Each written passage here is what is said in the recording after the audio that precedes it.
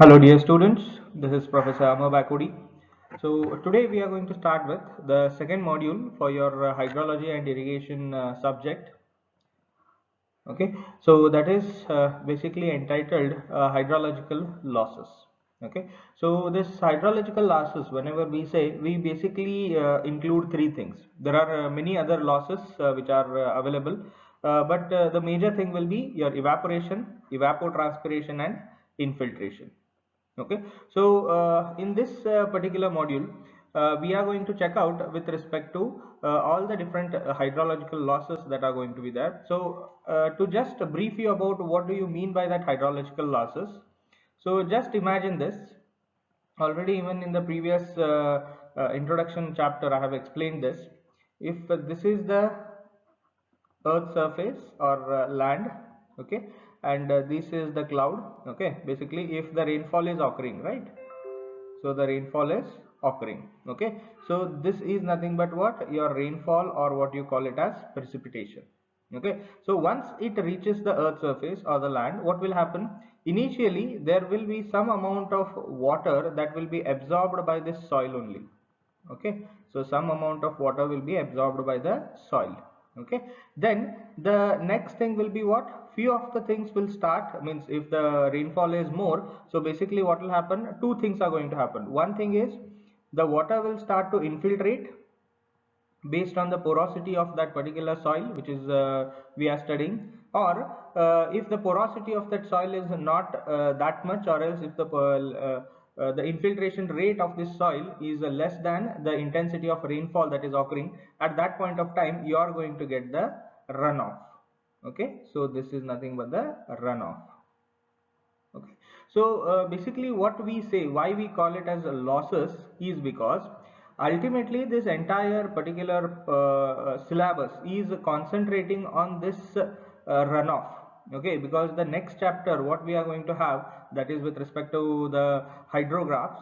Okay, so those are the major those have basically the major practical applications, if I need to say. Okay, so that's why our entire concentration will be what, your runoff. So that's why from the entire rainfall which is occurring, okay, the part which is not joining the runoff, we are going to call that as what, losses. Okay, so it indicates what, basically the things which we do not have, or else the things, or else the amount of water which do not enter into your runoff stream, so that's the quantum of water we usually call it as losses. Okay, so to statistically explain it to you in simple terms, imagine if the rainfall occurring is, let us say, in terms of depth it is 10 centimeter. Okay, out of that, imagine let us say some 1 centimeter has been absorbed by the soil. Okay, similarly let us say some this particular infiltration is, let us say, some 3 centimeters. Okay, similarly the runoff which is occurring right now will be what, 10 minus 1 minus 3, that is 6 centimeters. Okay, so here the losses are going to be, here the losses are going to be 4 centimeters. Okay, so this includes your evaporation, evapotranspiration, infiltration, everything together. So basically in simple terms, if I need to explain, so these 4 centimeters right now what I have mentioned over here, that are going to be considered as the losses, whereas 6 centimeters is going to be considered as the runoff. Okay, so even though I am telling you these losses means we are not losing that quantum of water, but ultimately this quantum of water is joining the groundwater, or it will be there in the soil as the its moisture content. But the only thing is, since this water is not available with the runoff, and with the context of this particular subject, we call this infiltrated or evaporated or evapotranspirated water as the losses. I hope this is clear for you. So now let us check out the syllabus for the second module, and then we'll go ahead. Okay, so this is the syllabus for the second module what we have. They have subdivided these losses into majorly evaporation, evapotranspiration and infiltration. Okay, so apart from that, we have, as per the hydrological cycle, what we have studied, we have n number of a few more losses which are available. But based on the quantum of water that will be lost, or else that will not be joining, will be major or else main because of these three particular events, that is evaporation, evapotranspiration, and infiltration. Okay, so that's why only these three major losses have been considered in this particular chapter. Okay, so in this evaporation we have introduction, we have process, we have factors affecting the evaporation, measurement using IS class A pan, estimation using empirical formulas, that is Mayer's and Rover's equations, and reservoir evaporation and control. Okay, so in this evaporation sector, what we are going to check out is, we are going to check out what do you mean by evaporation, how that evaporation process takes place, then what are the factors affecting this evaporation, along with that how to measure this evaporation. So we use something called as evaporimeters. Okay, so this IS class A pan which is being mentioned is basically a evaporimeter, what we call it. So for the measurement of rainfall we use rain gauge stations, right? So similarly for the measurement of evaporation we go for the evaporimeters. Okay, and this IS class A pan is one of the evaporimeter which is there. Okay, next we have estimation using the empirical formula. So this is measurement using a particular experimental setup, and if you want to theoretically calculate the evaporation, then we need to go for this Mayer or Rover's equation, and these two are what, empirical equations, what they say. Okay, so empirical equation in the sense what, they don't have the derivations. So these equations have been formulated based on the n number of various experimentations that have been carried out, and based on that they have derived that particular equation. So there will not be any theoretical derivations for the equations whom we call it as empirical formulas. Okay, so next we have reservoir evaporation. So what percentage of evaporation is going to occur in the reservoir, and how to control that particular aspect will be there in the last part of it. Okay, so these things are there in the first part of it, that is evaporation. Next we have something called as evapotranspiration. So evapotranspiration, as the name itself is telling you, it is evaporation plus transpiration. Okay, so transpiration will be what, the removal of water from the plants itself. Okay, so that is transpiration, and if you add up evaporation to that, then the total term is going to become evapotranspiration. Now in this we are going to check out again what is that. So that is introduction. Then we have something called as consumptive use. Okay, then AET, that is actual evapotranspiration, what we call it as. Then we have PET, that is potential evapotranspiration, what we have. Then we have factors affecting the evapotranspiration. Then we have the measurement. Then we have estimation by Blaney-Criddle's equation. Okay, so basically here also what we have, some of the theoretical terms that you need to understand regarding these evapotranspiration in a much better way. Then we have factors affecting the evapotranspiration, then again measurement. So in this measurement also we have some experimental setups that we need to go through. So with that we can actually measure the evapotranspiration. Okay, so it will not be like an instrument that we are going to use it using, but we are going to have certain methods or techniques with which you can determine this evapotranspiration in the field itself. Okay, then again we have this Blaney-Criddle's equation is again an empirical formula. So for theoretical calculations we can use this Blaney-Criddle formula for determination of evapotranspiration. Okay, similarly the last one what we have is infiltration. So in this infiltration again we have introduction, what do you mean by that infiltration, how it occurs. Then we have factors affecting the infiltration capacity. Then we have measurement of this infiltration by double ring infiltrometer. Yeah, so then we have Horton's infiltration equation, that is nothing but again a formula for calculation of infiltration. Then we have infiltration indices. So infiltration indices we have two, one is phi index and one more is W index. So with those basically we can determine what will be the infiltration rate for a set of given conditions. Okay, so this is regarding the syllabus what we are going to follow in the second module. Okay, so one thing you need to understand is, so for evaporation and evapotranspiration we have no problems. Okay, so these will be only the empirical formulas what they will be giving you, that's it, along with the theoretical concept. But whenever it comes to the infiltration, we have the problems on ring infiltrometers to determine the infiltration rate. Along with that, we have the problem on infiltration indices.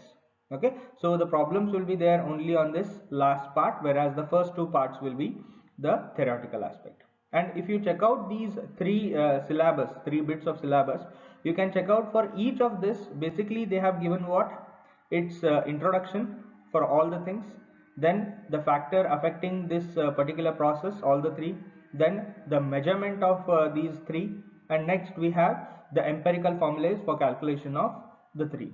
Okay, so along with that we have few more variations. So but in general trend right now what we are going to follow in the second module will be of the same type. Okay, so now let us check out the evaporation part. Losses from precipitation. Okay, so again let us start with the introduction and then we'll go for the topics. Okay, so the difference between precipitation and a runoff can be treated as hydrological losses. Okay, so just now in the first slide what I have explained, this being a cloud, okay, so this being the land, right, so the amount of rainfall that is going to occur, which we have. Okay, so the difference between what, we'll take this with red color, yeah, and this blue is the runoff. Okay, so here basically if I need to say your this is your rainfall, yeah, so this is your runoff and this is your infiltration. Okay, so basically what they say is your equation will be what, rainfall, sorry, will be is equals to runoff plus your losses. So here in the figure I have just said infiltration, but you can call this as altogether as losses. Okay, so basically what they say, the difference between the precipitation and a runoff. Okay, difference between precipitation, that is rainfall, and a runoff. So the same equation if I just need to say what it will be, so if I say rainfall, yeah, so if I take it on the left hand side, it will be like minus runoff will be is equals to what, your losses. I hope this equation is clear for you now. Okay, so with this figure you are able to understand it in a much better way. Okay, so the difference between precipitation and a runoff can be treated as hydrological losses which are going to be there. Okay, so that is one thing. Now in this losses itself they have classified it into initial loss and major loss. Okay, as we have seen in the syllabus, so we are considering only the major loss because the quantum of water which will be lost because of these three will be much more than you think with respect to this.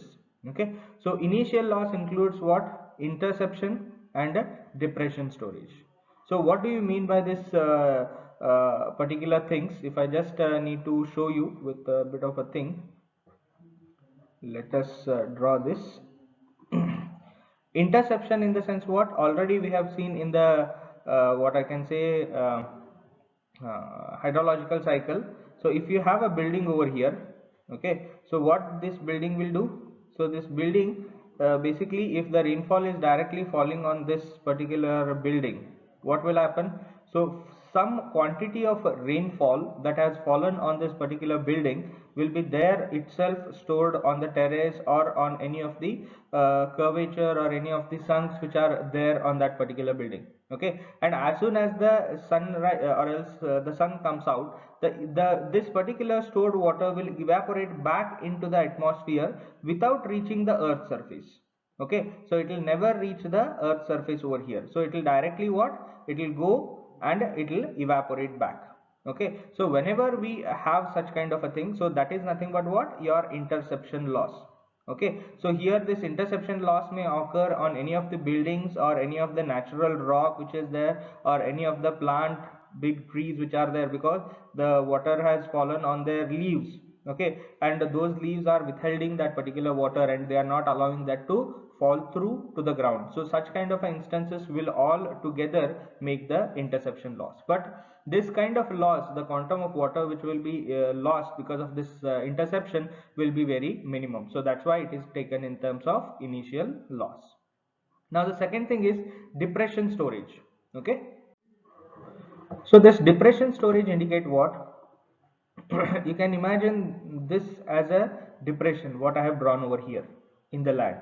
Okay, so what will happen if the rainfall is occurring in this area? Then what will happen is some of the water may come and get collected here. Okay, so again, this is not a pond or a lake or something, right? So this is just a temporary puddle of water. So whenever the rainfall occurs, you might have seen wherever some small depressions are there you are going to find this puddle of water. So this is not contributing to any of the runoff which is occurring. No, it will not contribute over there, but it is just some small quantum of water that will be remaining on top of this particular soil for some minimal time. Okay, so for example, if you can see the puddle of water which will be there on the roads whenever we have rainfall here, so after an hour or 2 hours, so that water will what, it will not be there. So if you check out, so that water will slowly get infiltrated. Okay, so even such kind of instances whenever they happen, so that we call it as depression storage. Okay, and this depression storage will ultimately come out, means it can be lost based on the evaporation which is going to occur if the sunlight comes. If there is no sunlight, if the infiltration occurs, so it is going to be there as its loss. So that's why, considering these two, basically we are going to have the depression storage with us. Okay, so this is the two parts what we consider it as the initial losses which are going to occur. Okay, so this is the first thing that I wanted to tell you. Okay, so the next things which are going to be there, so these two, interception and depression storage, are nothing but what, your initial losses. Then the major losses are going to be these three, that is evaporation, transpiration and infiltration. So transpiration is nothing but what, the removal of water from the plants through leaves. Okay, so that is process is called as transpiration. But if you add up this evaporation and transpiration together, so this will give you what, evapotranspiration. So this is going to give you the evapotranspiration, and the last term is going to be what, your infiltration loss. So these three are the major losses, and we are going to study with respect to those. Evaporation, the process by which the liquid is converted to vapor is called evaporation. Evaporation occurs from water bodies as well as from soil moisture. Okay, so what does the definition of evaporation is mean? The process by which the liquid is converted into vapor or gaseous form. So that is what we call it as evaporation in simplest of term. So this evaporation is going to occur from the water bodies as well as from the soil. So basically what, wherever the moisture is available on the ground surface or on the water bodies, so that water will be evaporating with the help of sunlight and through the process of evaporation. Okay, so majorly this evaporation will depend on this meteorological parameters. Okay, so this meteorological parameters, in the sense what, these are nothing but the environmental parameters, what we call it. Okay, meteorological parameters are nothing but what, they are non-living, and basically they control our atmosphere. Okay, they control our entire atmosphere. So those kind of parameters we call it as meteorological parameters. Okay, so the first one of that is temperature. Temperature is a measure of hotness of an object. The temperature of the locality is a complex function of several variables such as latitude, altitude, ocean currents, distance from sea, winds, cloud cover and other aspects. So that includes your land slope and its orientation. So whenever we say this particular temperature, right? So temperature indicates what, the heat content of that particular area. Okay, so this is a complex phenomenon, and you cannot say directly that it is not like in a controlled room you can basically raise the temperature or lower the temperature with the help of a few of the equipments, or you can utilize some energy on heating the room, or you can utilize that energy for cooling that room. But whenever it comes to the open atmosphere, and whenever it comes to the evaporation part, so basically this temperature which is going to be there, so this is not easily controllable, and this depends on n number of factors. Okay, so right now the factors what they have given it as latitude, altitude, ocean currents, distance from sea, and so on and so forth. So all these things, basically how much intensity of sunlight is coming, what kind of materials are there in that particular area that we are studying in. Along with that, if we have whether those materials are able to absorb the heat or they are repelling that heat. So what is the wind condition, what is the cloud covers. So there are various factors. It is a complex phenomenon. The outcome of all that is going to be what? Variation in temperature. And in simplest of terms, if I need to explain, so as and when the temperature will be more, okay, so basically what will happen, your water bodies, or else this particular liquid what we are talking about, will be in a much what I can say, in a state where it can easily convert into the vapor form. Okay, so it indicates what, whenever if I say all the other conditions are constant, if it is only we are talking with respect to the temperature, then if the temperature is more, then the rate of this particular evaporation is also going to be more. So that is the ultimate gist of this particular parameter. Okay, now the next one is humidity. Amount of water vapor in air is called as humidity. Humidity is closely related to its temperature. Higher the air temperature, more vapor the air can hold. For this reason, saturation vapor pressure goes up with air temperature. Okay, so basically what they say as humidity is, it is the amount of water vapor in the air or in atmosphere, we call that as humidity. Okay, so amount of water vapor in air is called as humidity. Humidity is closely related to temperature. So as and when the temperature is more, it can hold more amount of vapor. Okay, so that is what it is saying. And because of that, saturation vapor pressure goes up with the air temperature. So even in this particular, humidity is basically related with what? Your vapor pressure. Okay, so there are various terminologies that we need to understand. So in the next slide I'm going to explain with respect to those various terminologies. So right now, to understand this particular definition of humidity, let us only concentrate on this saturation vapor pressure. So pressure at which the air is saturated with water is called as saturation vapor pressure. Pressure at which the air is saturated with water is called as saturation vapor pressure. It is a function of temperature. So if you try to determine this saturation vapor pressure in an atmosphere, so that equation ES is equals to 611, EXP is exponential, that is basically 611 e raised to 17.27 T divided by 237.3 plus T, where T is the temperature in degree centigrade. Okay, if you check out, so this entire formula, the only unknown is what? Your temperature T. You can check out. So this is basically what your rest of the values are basically constants. Okay, so the only variable here is what? Your temperature, which is going to be there. So this is a formula with which you can determine the saturation vapor pressure. Okay, so to elaborate on this humidity or saturation vapor pressure, so let us just take an example. Okay, so imagine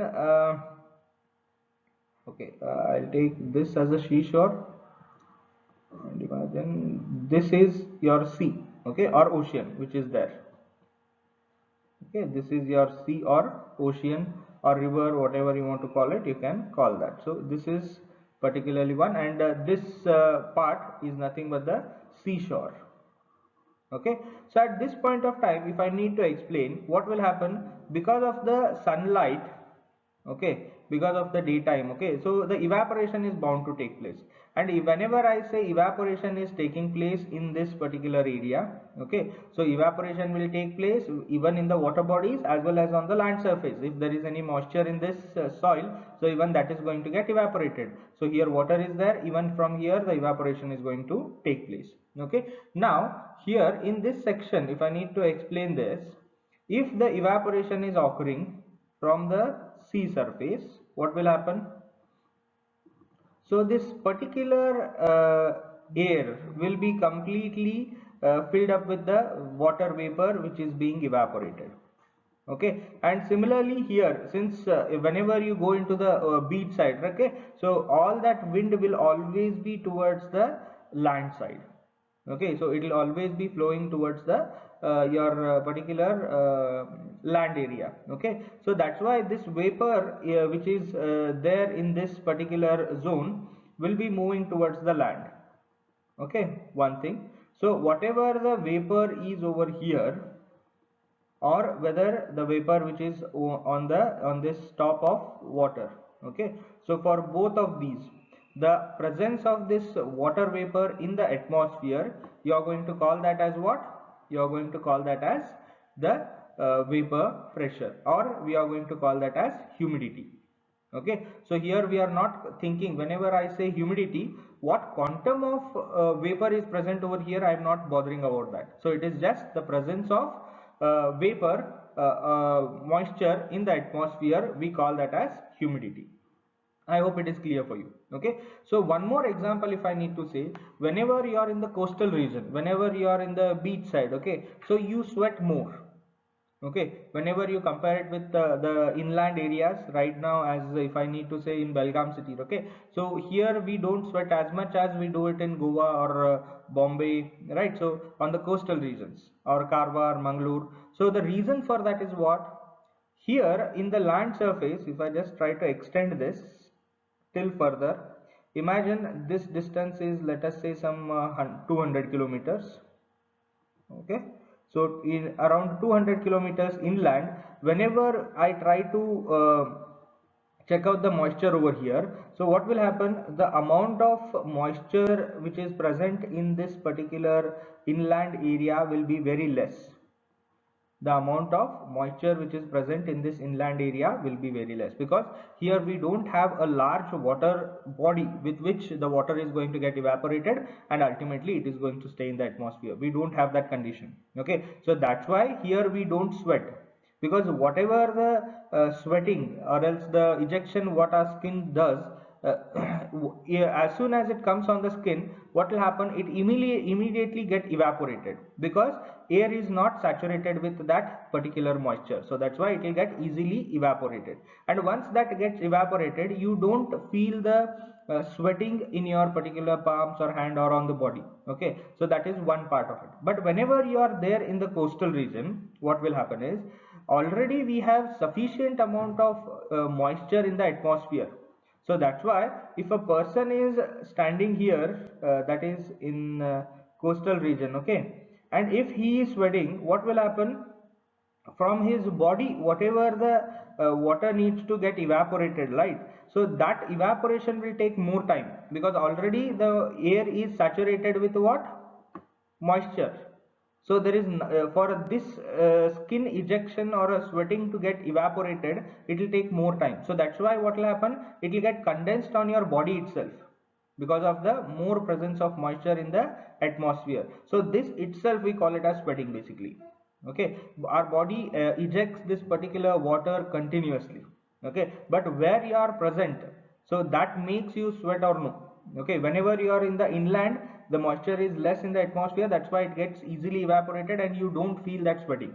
But whenever you are in the coastal region, that particular person who is standing in the coastal region, because there is more moisture in the atmosphere, it will not be easily evaporated. So that's why we will not be able to evaporate it, and that's why we get the condensation of that particular ejection of water, and that we what we call it as sweating. Okay, so that is the major reason. So the sweating, the major reason is going to be what? Your humidity.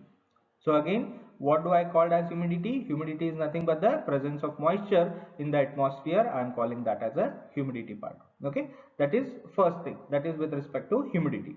Now if I come with respect to the saturation vapor pressure, then it will be nothing but if this entire, so here you can check out the amount of moisture or else vapor in this particular inland area is less. Okay, so it can take more amount of moisture if we provide it. Okay, similarly here the moisture is too much. So if you reach the maximum limit, the atmosphere that can take that particular moisture or vapor, then you are going to call it as what? Saturation vapor pressure. So now if I just read that sentence once again, pressure at which the air is saturated with water. So air is saturated with water in the sense what? This air or atmosphere is saturated with the vapors. Whenever I say water, water is nothing but water vapor. So water vapor, if it is completely, air is completely saturated with water vapor, so then you call it as what? Saturation vapor pressure. I hope it clears it out. So humidity is just the presence of vapor in the atmosphere. In what concentration we don't bother. So if humidity is present, moisture is present in the atmosphere, you call it as humidity. And usually in the coastal region, the humidity will be more when you compare it with the inland areas. And even I have given a practical example for that. Okay. Similarly, the saturation vapor pressure, what we have. So saturation vapor pressure indicates what? The air is completely saturated with the vapor that is going to be present over there. So you cannot add more vapor into this particular air. So if that stage is reached, that is what we call it as saturation vapor pressure. And as I explained, this is the formula with which you can determine the saturation vapor pressures. Okay. Significance of humidity. The amount of water vapor in air effectively controls the weather condition by controlling the evaporation from land and water surfaces. Okay, so the major significance of humidity is basically here we this particular humidity will control the amount of water vapor or amount of moisture in the atmosphere, which in turns control the weather condition, and which is again controlling the evaporation rate or evaporation process, okay, over the land and water surfaces. So this is nothing but the significance of major significance of humidity. Okay, now as we have expressed in the previous slide, the commonly used measures of humidity, that is the different terminologies with which we express this humidity are, first one is vapor pressure. Okay, so partial pressure extended by water vapor in air on the earth's surface due to its own weight. So what do I mean by that? So if I just try to represent this with a figure, okay, let us again have the land area and we have our ocean over here. Okay, so as I have said, the vapor mass might be there on the entire, so this vapor mass will be there on the entire water surface. Okay, because ocean is the major source of evaporation and it is the maximum water surface that we have on this entire planet.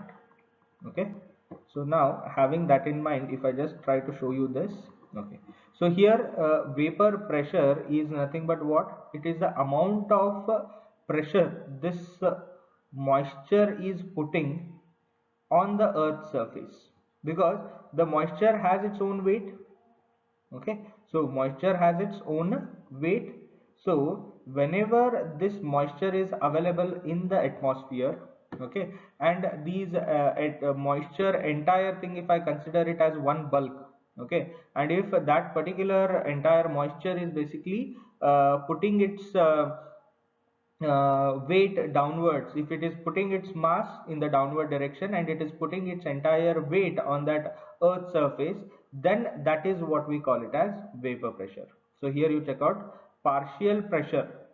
Okay, partial pressure exerted by water vapor, partial pressure exerted by water vapor in air, that is this particular section which is there on the earth's surface due to its own weight, that is its own weight which is putting in the downward direction, the pressure with which is being created because of this weight of this vapor in the atmosphere, we call that as vapor pressure. And one thing to remember here, it is partial pressure. So partial pressure in the sense what? Here we are not talking about the saturated vapor pressure, okay, as I have explained you in the previous slide. It is not saturated, it is partially saturated, which is there. Okay, now the second one is absolute humidity. Okay, mass of water vapor contained in a unit volume of air at any instant is what we call it as absolute humidity. So what do I mean by that? Now if I again try to show it with a figure, if I have, let us say, 1 meter cube of air, if I have 1 meter cube of air, yeah, so in this, if I measure what is the amount of vapors which are present over here, if I measure what is the amount of vapor which is present over here, then that particular amount of vapor which is present, I call that as what? Absolute humidity. So the mass of water vapor, so the mass of water vapor in unit volume of air. So here unit volume I have considered it as 1 meter cube. That at any instant which is present is called as what? Absolute humidity. So it is at a particular instant the amount of vapor that is present in that atmosphere or in a particular unit volume of air or atmosphere, we call that as absolute humidity. Now the third one is specific humidity. Okay, so the specific humidity is mass of water vapor per unit mass of moist air. Okay, it is again mass of water vapor, mass of water vapor per unit mass of moist air. So here in the absolute humidity we consider the volume. Okay, so in the specific humidity we are considering it was what? Mass. So if I say, if I have 100 kg of atmosphere, so instead of this particular volume, if I say, if I weigh that particular atmosphere and if it is 100 kg, and out of that the amount of, or else the mass of vapor which is present over there, if I measure that, then we call that as specific humidity. So specific humidity is there for the particular what I can say particular specific humidity is there for the mass, okay, and absolute humidity is there for the unit volume which is going to be there. Okay, so that is the difference. Now next is relative humidity. Okay, so this is one of the important ones. So actual vapor pressure actual vapor pressure divided by saturation vapor pressure. So actual vapor pressure is measured nominated by EA. Okay, E is indicating the evaporation, A is indicating the actual. Okay, so actual vapor pressure divided by saturation vapor pressure, that is ES, or the ratio of the amount of water vapor actually contained per unit volume to the amount of water vapor that it can hold at the same temperature when saturated. So what does this mean? So basically what they are saying is, if I just rub this, yeah. So what this particular relative water vapor pressure is indicating over here is, if you have let us say, uh, just try to show you with an example. I have two boxes, okay, of 1 meter cube area. So both the boxes have 1 meter cube area. Okay, so sorry, 1 meter cube volume. Okay, so at that point of time, if I need to explain here, the ratio of amount of water vapor actually contained per unit volume to the amount of water vapor that can be held at the same temperature when saturated. That is, if the first one is basically what? It contains only partial vapors. Okay, it contains the partial vapors. Okay, now the second one is, it contains complete vapor, or else it is saturated with vapor. Okay, so that saturation, if I just show it with this complete saturation of color. Okay, so the first one is what? Both have the same volume, that is 1 meter cube only. Okay, so the first one has just the partial vapor as it is being indicated over here. Only the vapor concentration over here is less, whereas in the second box it is completely saturated. So your relative humidity is indicated by, or else it is given by, it is the ratio of the partial vapor pressure which is existing in unit volume divided by the saturated vapor pressure which is there in the same volume.